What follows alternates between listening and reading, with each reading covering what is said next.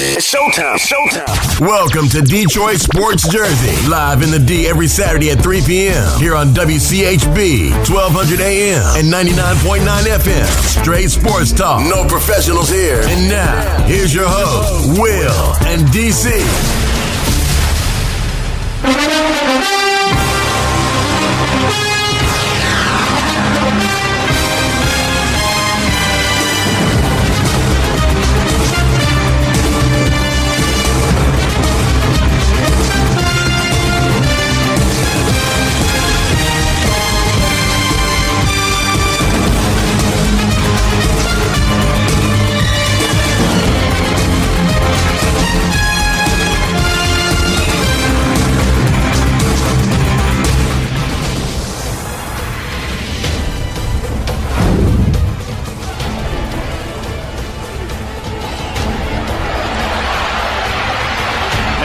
Scrambling, trying to get to the end zone. He will do.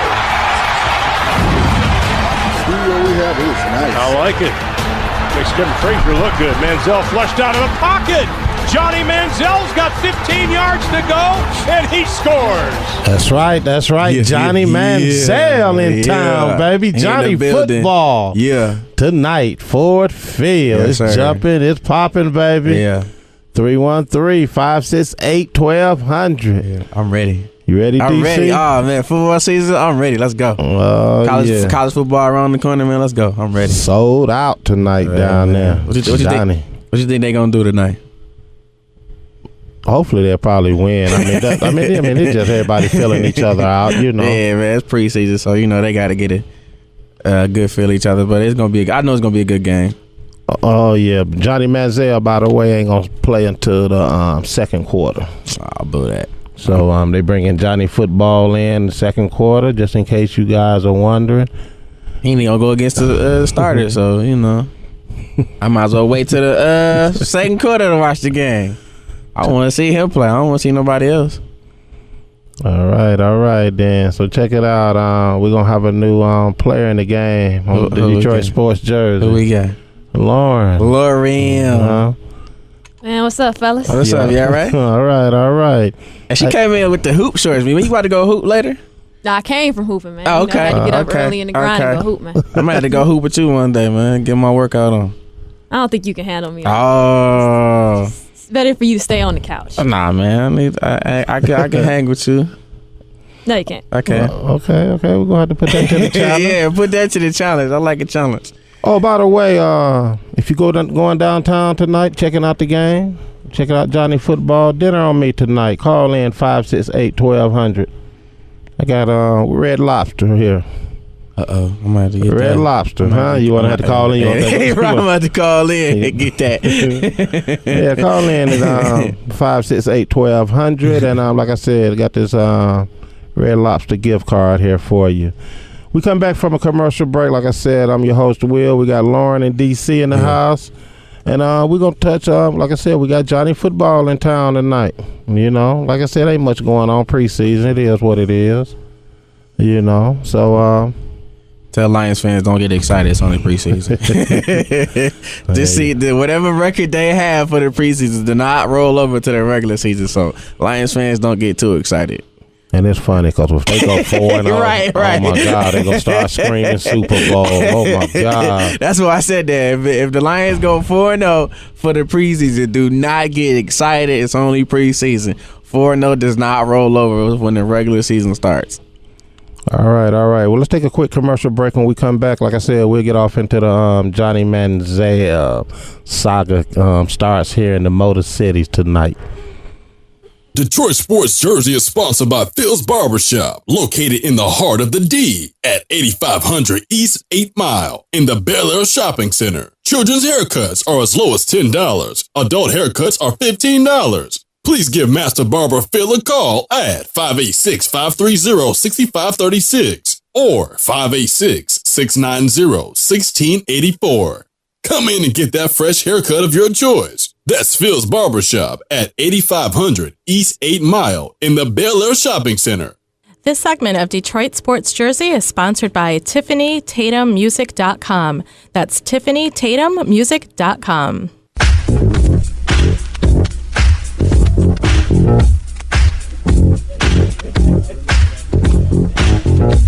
This is Spider-Man Allen, and I have a message for everyone in the NFL. Yeah, Detroit. All right, Detroit. Y'all remember that back in the day? I'm bringing back memories. Am I bringing back memories?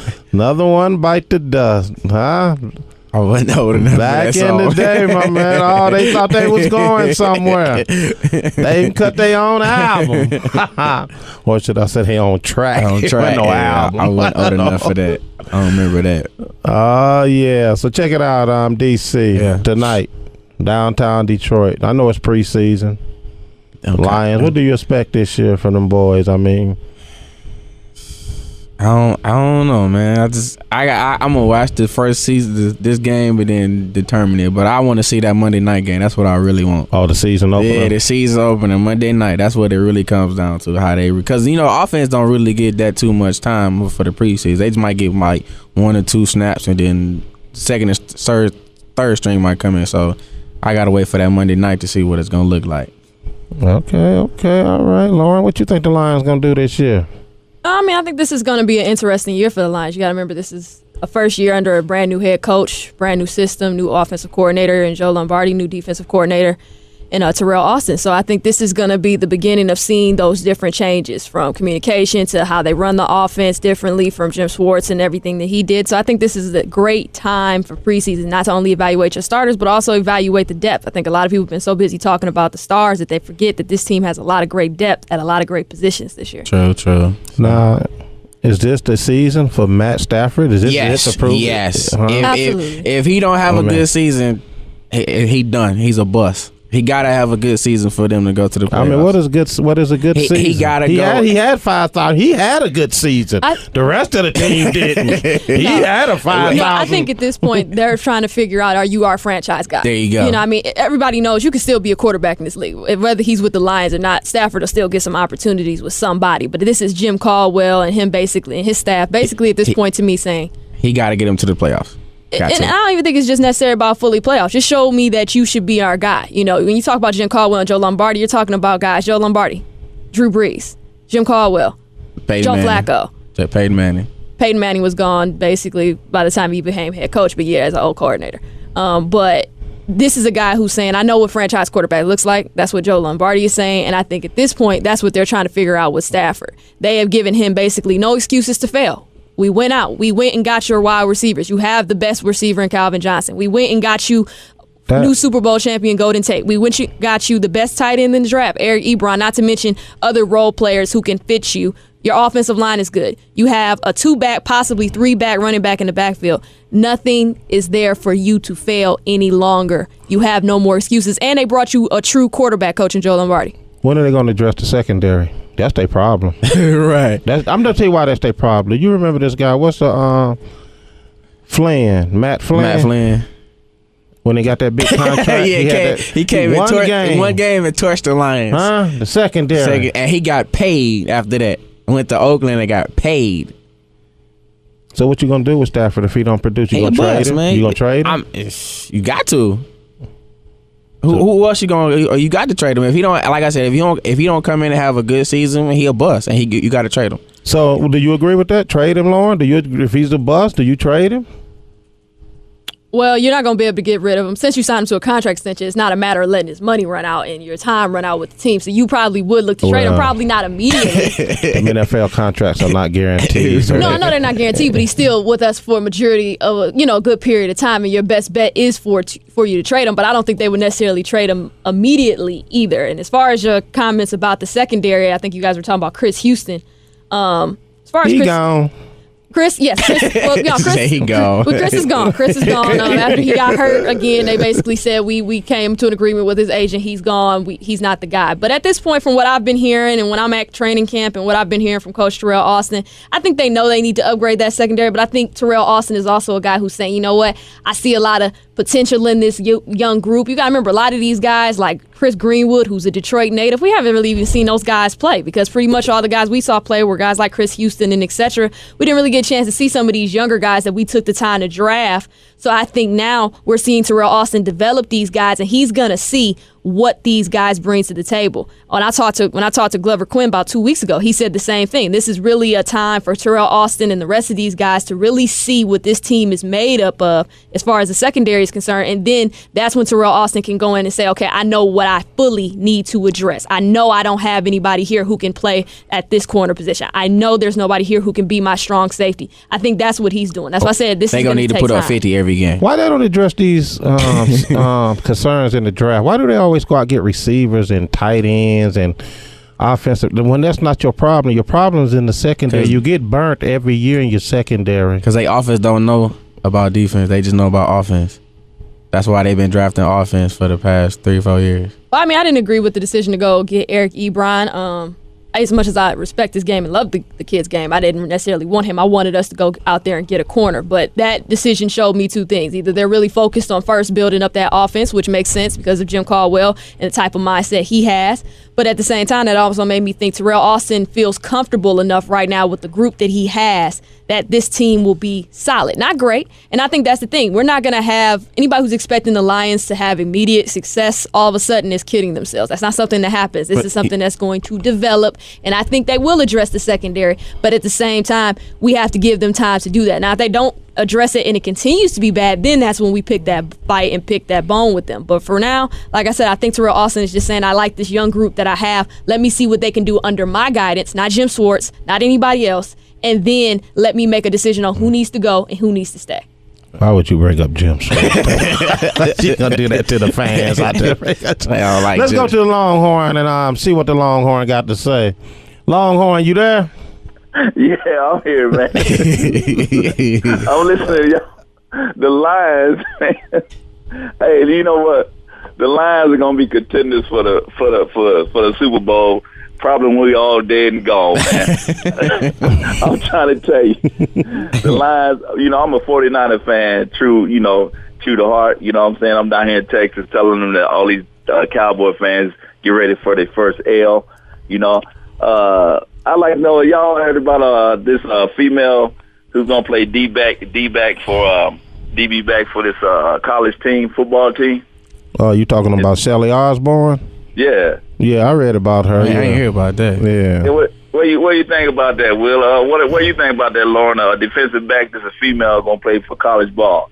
Well, I played. Can she cover? I just want to know, can she cover? Well, I played safety back when I was playing ball. I played corner. I just want to know, can she cover? But I mean, I don't have a problem with it. I mean, at the same time, I know it's gonna cause probably a couple issues. She's a female. There's always a question, not just of your toughness, but can you really handle that level of college football? Can you take on the toughness that's going to come with the game? But I think it's worth giving her a chance. I mean, we've seen it happen on multiple levels, whether it's PAL, whether it's high school, and sometimes there are talented people out there who happen to be females who want to play the game of football. And I mean, I'm not saying you got to give her a scholarship, but if she's a walk-on or whatever the case may be and you want to give her a chance that she has skills, I don't have a problem with it. It's not like she's going to all of a sudden end up in the NFL. That's a rule that's, obviously takes some changing. I'm fine with it. As long as she does what you need her to do on the field, I'm all for it. As long as she got the physical prowess to take a hit. Oh, you know what I'm saying? Because D-backs do take hits, you know what I'm saying? Oh, yeah. They're not out there trying to tackle somebody without getting punishment put on them. My first question is, can she cover? Huh? That's my only question. Can she cover? I mean, I think the better question is, can you cover? Oh, I mean, I could cover. I played it. She's on the field. You in the studio. I mean, I go out there and show some things, but I just want to know. My first question is, can she cover? It's so funny how the person, can she cover? Dude, you in the studio. She on the gridiron right now. I think it's clear that she can cover. Hey, I mean, you never know, but you know what I'm saying. That's my first question. I played it in high school, college. I just want to know, can she cover? That's all. My first question. Well, go look at her film. That's what you go do. That's what you go do, radio. Yeah, go look at the film. Go look at the film and then come back with that analysis next week. That's how you got do you. it. You got me? Yeah, I got some. What's her name? Shelly Osborne. Write it down. Go look her up. Yeah, I'm going to go look her up. Shelby Osborne. Yeah, I'm going to go look Shelby her up. Osborne. Also, one more quick thing. They got the Division I basketball coaches now got to be CPR certified, man. And then with this defibrillator on the sidelines, in case some college boys go down, run up down that court. And I said, it's about time somebody gets some type of medical certification, man. And they should do that also for. Well, I thought they already had it. Yeah, there, I thought they already had that. They already got the good dope there for them to bounce back. yesterday.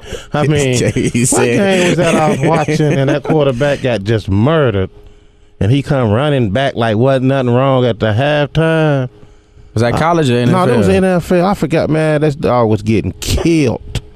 He just came back after the second half. Was it Matthew Stafford? I was like, see, there you go. Was it Sue? No. Sue do the stomping.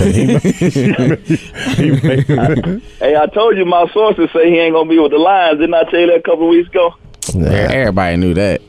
Wait a minute. I heard Sue ain't going nowhere. Okay, tell my believe that. Sources they don't know what they're talking about. Go to the clinic, get checked for that stuff they smoking. I'm telling you, man, Sue going to the UFC, dog. Yeah, right. All right, Lord. All right, man, we appreciate you. I'll holler at y'all later. 49ers all the way. Yeah. You know what I'm saying? We'll see y'all other teams on the sideline, especially B-more fans when it comes Super Bowl time. All right, later. All right, later. Take it easy. All right, let's take a quick commercial break. I see Danielle is holding on for this Red Lobster card. She must be hungry. So what we gonna do? We're gonna take her on the line. I'm gonna keep her starving. Keep her starving. No, I'm gonna come back. After we come back from a quick commercial break, I'm gonna go to the lines, get Danielle this Red Lobster ticket, and we'll talk. I want to ask Lauren about the female professional players getting paid not as much as the pro players. I always wanted a female opinion on that. So when we come back from a quick commercial break, we'll discuss that. We'll be back after a word from our sponsor. Sponsored by Phil's Barbershop, located in the heart of the D at 8500 East 8 Mile in the Bel Air Shopping Center. Children's haircuts are as low as $10. Adult haircuts are $15. Please give Master Barber Phil a call at 586-530-6536 or 586-690-1684. Come in and get that fresh haircut of your choice. That's Phil's Barbershop at 8500 East 8 Mile in the Bel Air Shopping Center. This segment of Detroit Sports Jersey is sponsored by NationalBubbleSoccer.com. The National Association of Bubble Soccer is coming to Detroit. Register to play, rent, or start a Bubble Soccer League today at www.nationalbubblesoccer.com.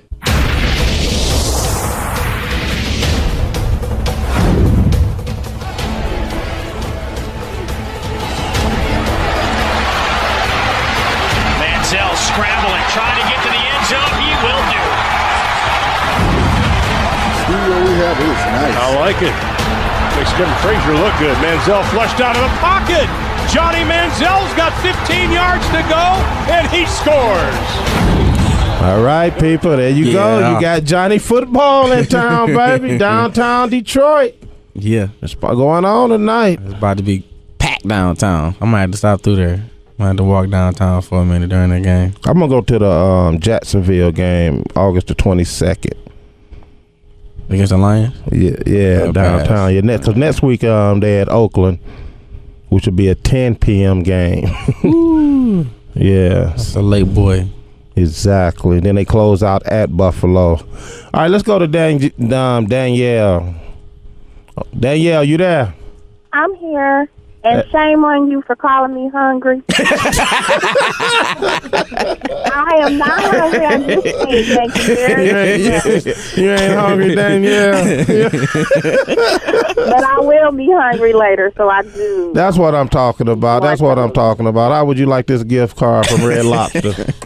Oh, I would love it. I haven't had anything free in so long. She hungry.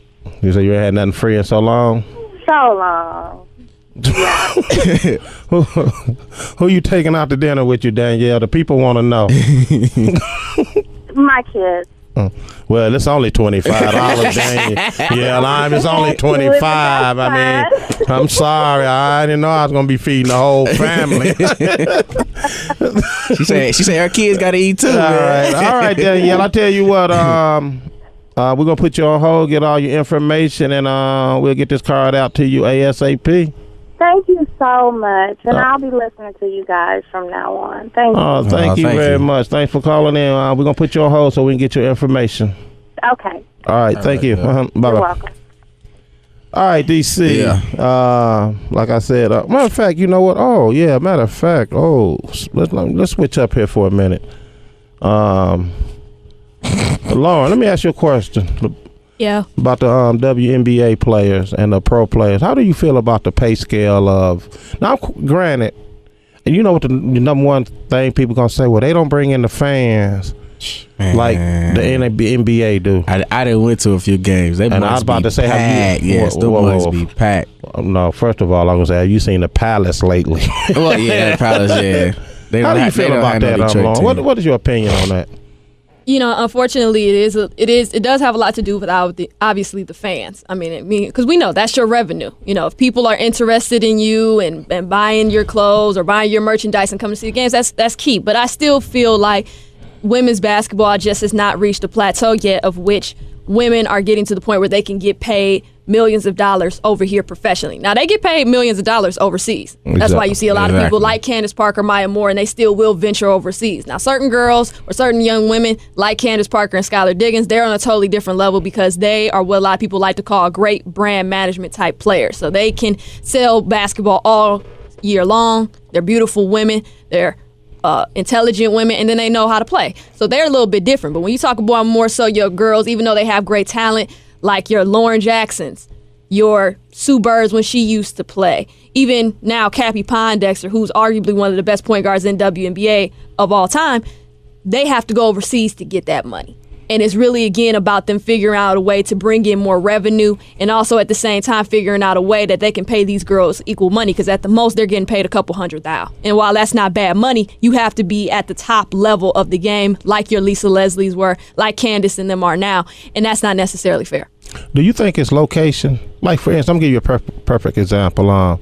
Like, if you ever watched the University of Connecticut women's basketball games, they be sold out. Sold out. So I think, like, I know they still got one up there, WNBA team in Connecticut. Yeah, Connecticut Sun. Okay, compared to like when they tried to make it work here with the Shock, this is not a, you know, I don't want to say women's sports town but you see what I'm trying to say, like when you watch Connecticut women, I'm talking about the college, not the pro. Right. They be packed. Yeah. So it was smart of them to put a WNBA team in that city. Well, I think the problem with women's basketball in home and even women's basketball in college, everybody went to go see Connecticut because they were the top dog at the time. You go look at earlier games before Maya Moore, before Gino turned that team into a powerhouse. They were nothing. They were Same thing with Tennessee. When Candace that place was a powerhouse. Everybody was packed in for Tennessee games. Now, that place is empty. Just like Baylor with Brittany Griner. You know, I mean, and that's what I hate to say it, but that's just kind of the way it is. It's the same thing with the WNBA. When the Shock were, you know, at their highest level, games were packed. You know, people would drive out to Auburn Hills to come see the game. Not fully packed, obviously selling out, but at least a nice crowd to the point where it didn't look like you had to only put the camera on one area of the arena to make it look like people were there. It was like, okay, yeah, people are there, just maybe not all the way at the top because nobody wants to necessarily be up there for that. But I think it goes by location, but I think it goes by market. I always say with the Shock being here, and I say this about the Pistons all the time, you guys are on Auburn Hills. You guys were down in Detroit. We supported the Lions when they were 0-16. We would support the Pistons now in the D, but they're not in the D. We have to. I mean, it's a road trip. This is true. It's a road trip for most people, whether you inner city, whether you're South. I don't care what you are, suburbia. It's a trip to go out there and late at night take your kids out. You know, like we said, we support the Lions, but the Lions were right in the D. It's nothing to go downtown. Well, see, I learned two things when it comes to business on your product. If your product is not working, there's probably two things wrong with it. Either you're in a bad location or your product just sucks. Right. Perfect example. Tampa Bay. Don't nobody go down there and watch them games. I'm talking about the baseball team. Oh, okay. Don't nobody go down there and watch them games. Did you see the picture when they traded David Price? Yeah, I seen that, man. I ain't nothing but I don't address all that old hating stuff, man. It is what it is, you know. I was bad, but they was wrong for that. But like you said, it's all about location and team. But like she said, the Shocks were when they were up high, people were going out there to see them. When they were winning, people weren't going out there to see them. And plus, they were in Auburn Hills. Now, I went to the game when they went Joe Louis. Yeah. For that championship. When I say it was packed, it was packed. Oh, okay. And I say if they would have brought the Shocks to the Palace, Joe Louis, they'd have probably had more exposure, fans coming out there to go see them. And the marketing level starts too. Nowadays, with the way basketball has changed, think about it now. As fans of the game, we are invested in these kids starting in high school. Yes, some of them earlier middle than school, that. some of them Earlier middle than that. school, Yeah, some of earlier them than kids. that, It just depends on who you are and what you look at. You know, I cover almost from the minute they hit puberty. Exactly. So for me, I'm invested in what this kid like. Okay, perfect example is Michigan's very own Josh Jackson, who's arguably the best player in the state. He's about to leave the state because he's transferred to a prep school in California. But that's a guy who I'm going to watch the rest of his career. From the minute he leaves here to the minute he goes to California prep school to the minute he goes to college and all the way up to if he's fortunate enough to go pro. Women's basketball is not like that.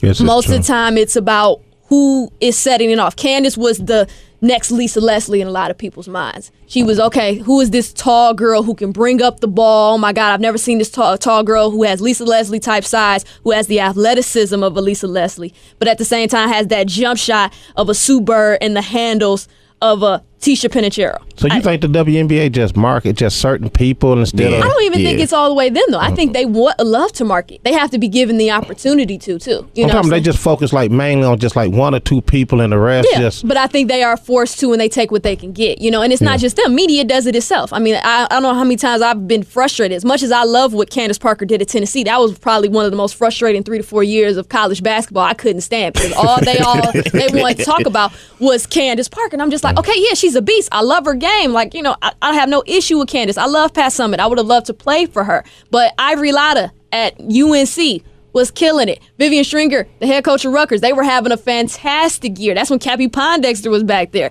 I mean, it was just kind of like, don't focus on one area. They did the same thing with UConn. They did it with Brittany Griner. That's all you seen, Holmes, on sports. That's the only female you seen. Brittany Griner is this. And it's like, that's all you seen. She was the only mainly female basketball player you seen on Sports Center. But you see, at that time, it's like Brittany Griner, Baylor women's basketball was not at that peak yet until she got there. When she got there, they were like undefeated, winning games. Actually, Baylor was still a good team. They were a good team, but they weren't on the national league, national-wise, as far as like they were now. On national level. She just made them media. I'm going to sit back and enjoy this. Y'all go ahead. She just made them media aware. If you go back and look at Baylor was a top 10 team in the nation every game. As far as girls-wise. As far as girls basketball. She just made them media relevant, which is totally different. So if you're saying she made them media relevant, yes, she did, because she's Brittany Griner, she's tall, right. She could dunk. But if you're talking about just on the national level of people who actually watch women's basketball, not tune in just to see her or I watch women's basketball. No, I'm not saying you. I'm saying people in general. Uh-huh. Anybody who watched women's basketball knew Baylor was still a top 10 team long before she got there. She just got them the media relevancy. That's what she got them. And then at the same time, she made their team better. But long before she got there, Baylor was always a good program that continued to get better every year. Right. And plus that coach was like she's like a Hall of Fame coach. And then plus every time they got to the Sweet 16, they always couldn't get over that hump. Right. And when she got there, they got over that hump. And she got them to the national championship 40-0. So, I mean, it helped Baylor a lot. All right, it is what it is. All right, then. I like that. Women's college basketball talk here on Detroit Sports Jersey. Okay, all right. I mean, I watch. That's probably all I watch is that's women's all you watch is women's basketball. Okay, I mean, I watch all sports, but women's basketball, I really like women's basketball because, like she said, most women that play college basketball don't get the exposure as like males, the guys do. So that's why I really like women's basketball. Well, like I said, they do, but they only choose one or two players. True. You know what I'm saying? That's the problem, right? Like Lauren said, within itself, they just focus on one or two players.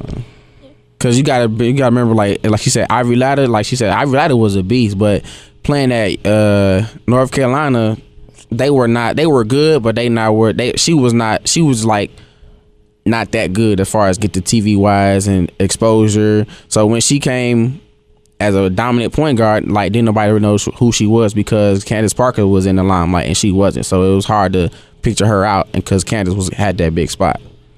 All right. Oh, by the way, speaking of, congratulations to the Pistons for hiring Tim Hardaway. Oh yeah, I heard about that. Congrats to him. You know, I used to be my man when he played though. Tim Hardaway, boy, was deadly with that three, boy. Was deadly. All right, we about to get up out of here. Go ahead and give y'all final words before we got ladies first. You, Lauren. Oh man, no final thoughts, man. Let's excited for this Lions game, and that's really my main. Are you going? No, I'm not going today. Hanging out with the family. I'll be at the Jacksonville game. Hey, that's the game I'm gonna go to. Okay, then what about you, DC? What you got up for today? I'm gonna be chilling. I might go down there, watch it somewhere, but I'm gonna be mostly chilling. Actually, they said they were sold out, but I was down at the stadium earlier, and there was people down there lining up to buy tickets. I can believe that. Yeah, so people ready for them football season to start. So all right, well, join us here every Saturday, 3 p.m. WCHB 1200. I'm your host, Will. Lauren and DC in the house. DetroitSportsJersey.com. Or you can email me at info@DetroitSportsJersey.com. Until next week, we out of here. Thank you for joining us here live on Detroit Sports Jersey in the D. Join your hosts Will and DC every Saturday at 3 p.m. here on WCHB, 1200 AM and 99.9 FM. Want to send an email or see past shows? Go to DetroitSportsJersey.com. Straight sports talk. No professionals here. Have a great weekend.